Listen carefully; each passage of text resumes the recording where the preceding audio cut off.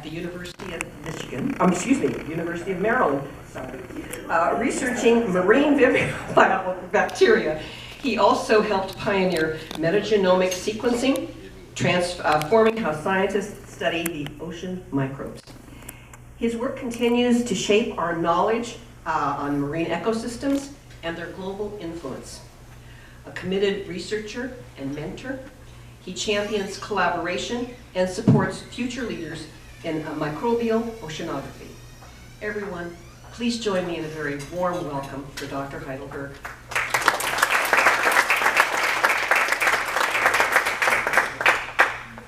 Well, thank you very much, everybody, for the invitation to be here. It's a real privilege to have gotten to meet some of you and talk to some of you. One thing I realized I forgot when I was sort of putting this talk together is a little bit maybe of who I am personally. I think that can always be a little fun, especially when the slip of Michigan came up. I actually grew up in farm country of Ohio, West Central Ohio, and I will say, you know, my mom was a big Ohio State fan, and when I moved to USC, it was almost like moving to the Great Satan. My brother, a couple years later, moved to the state of Michigan, and that's Great Satan went to him instead of me. I went from that. I was also hearing people talk about the schools and how large their schools were. The school I went to had about 650 students, and that was kindergarten through 12th grade. There were 8 students from my class that went to college. So really small world where I grew up. But I grew up on a nature center. My parents were the directors of a small private nature center. So I really grew up literally playing in the streams, in the creeks, in the ponds. I've told some people I learned to catch snakes as a kid and caught snakes all my life, which was a good skill to have on Catalina, it turns out. We can talk about later.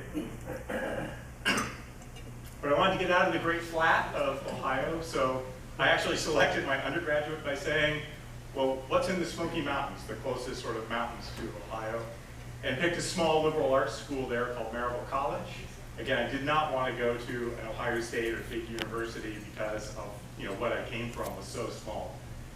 Had a great time at Marable College. I worked for a few years afterwards and then went to the University of Maryland because next I wanted to move into the ocean. I've lived in the mountains, let's go live in the ocean, at the ocean. I actually had applied to go into fisheries work, and I got a call on a Sunday afternoon from this Rita Caldwell saying, hey, I saw you did this undergraduate research project on tetrodotoxin. It's the poison that's in fugu fish.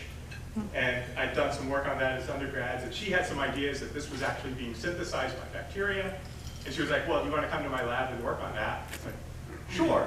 I had 1 semester of microbiology in undergrad. What the heck? I'll go. No idea who Dr. Caldwell was at the time.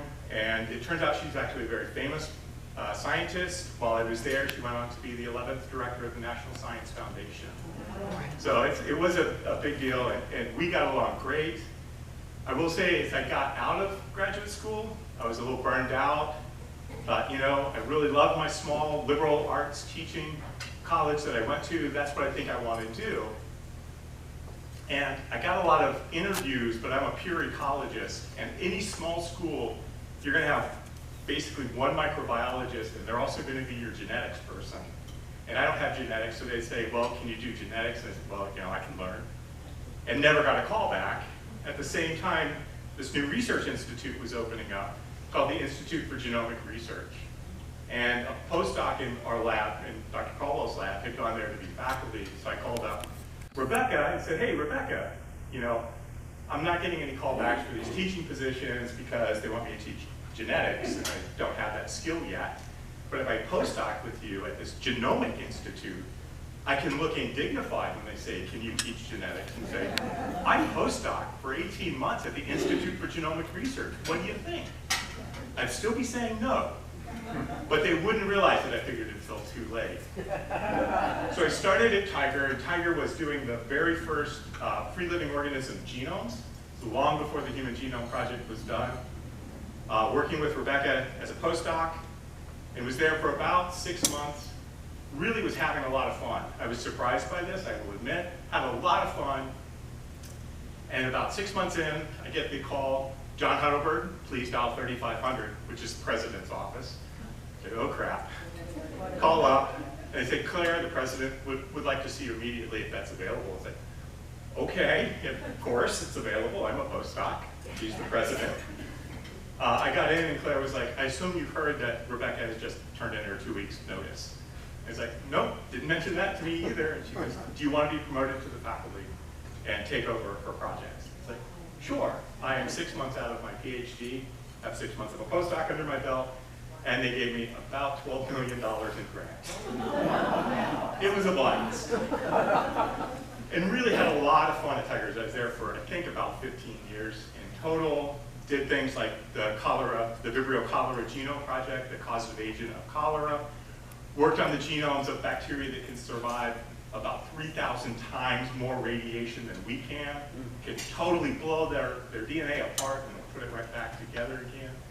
Things that could degrade chemicals that we invented in the 50s, tetrachloroethylene, and they can already have evolved to break this down, a chemical that's only been in the world for less than 50 years at the time. And it was a blast, but I still had my deep heart in marine sciences. And at this point in time, Craig Venter had come back to Tiger and said, you know, I think we need to do something bigger. We need to show that genomics is huge. And the problem with marine microbiology is there's a lot of bacteria out there.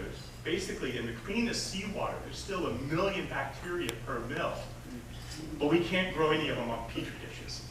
And that's the first step to studying it. So this gave us this idea of metagenomics. Just going out, instead of sequencing one organism's genome, we just filter water, collect everything that's there, and sequence the hell out of all of that DNA, put it back together, and see what these things could do. And that was the beginning of metagenomics. And again, a lot of fun. When Craig was here, it was a little bit more stressful. He had a different timeline than a lot of other people did. He wanted things done very, very quickly. But then, you know, at that point, USC was doing this cluster hire. My wife was also working at a different institute, research institute, and they contacted us and said, hey, do you want to come down? We'd really love you to come and become faculty at USC. And I was in a meeting with, you know, the chair of biology, the then director of the Wrigley Institute, the section head of the marine environmental biology, and it was like, no, I don't really want to live in LA. I'm sorry, you know, again, farm boy from Ohio. And the director said, well, if you really feel that way, we've got the place for you, and that's Catalina. And at this point, I didn't even know what Catalina was. I'll admit that. And so we came out, we spent a weekend on the island and said, yeah, I could live in that kind of an environment. A little more stressed on the environment over town here. And that's what brought us to USC and Dornstein. In putting the talk together, I did want to start with sort of who we are, because the Wrigley Institute is bigger than the Marine Science Center. I'm the director of the Marine Science Center. Joe Arby is the director of the Institute as a whole. And if you really look at what we do, you know, it's really all about training the change agents of the future. To really give these students the kind of education and the kind of skills that it takes to solve the big world problems. Not just in a classroom, but in the real world. So you can say that we're, you know, our mission, the 3 leading missions are to, you know, educate, train, and empower the next generation of change agents, our undergraduates and graduate students. Also to lead that sort of solution-focused research, getting the new tools that are out there that can really help the planet, and finally engaging with the public and our partners to help them understand what we're doing. That's what the entirety of the Wrigley Institute is about. It's also what the Marine Science Center is about. It's just a subset of that. The history, how many people have actually been out to the Marine Science Center or even the Two Harbors end? Great, yeah. So started with a very generous gift from the Wrigley family. Gave, I think the original gift was about 13 acres in Two Harbors. And they just really wanted to have a permanent marine biology station on Catalina. They thought that would make, the Wrigleys felt that would make the island more complete. So they donated the land in 1965 and started building the Marine Science Center. which is great. I was born in '65, so I get to make lots of jokes about the lab building and myself. Still mostly functional, but starting to show our age. A couple other gifts came through. One of the big issues is if you have a big lab and nowhere for people to stay, if you've been to 2 Harbors, there's not a lot of options. It's hard to get out and do significant work, so a second gift from the family gifted us a little bit more of that canyon, where we built a dormitory and a cafeteria to service so people could be there. But in 1995, the Wrigley family again, said we want to go with our name a little bit beyond just marine science, and we really want to name the Wrigley Institute for Environmental Studies. And that came in 1995, and that's where the Wrigley Institute came from. And then in 2023, the environmental studies was actually switched to be environment and sustainability to really show this sort of changing times that have gone on since the 90s. Whoops.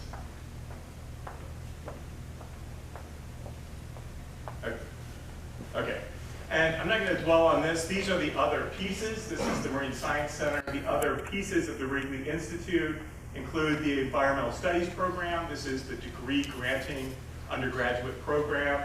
And we have research centers where the researchers actually happen. We engage in the public outreach and policy. USC Sea Grant, although in current administration, if NOAA gets flatlined, Sea Grant's going away. But Sea Grant is also a big piece of interacting with the public. And then we also have the hyperbaric chamber, a life-saving chamber for divers, not just USC divers, but in the entire region. It's out on the island.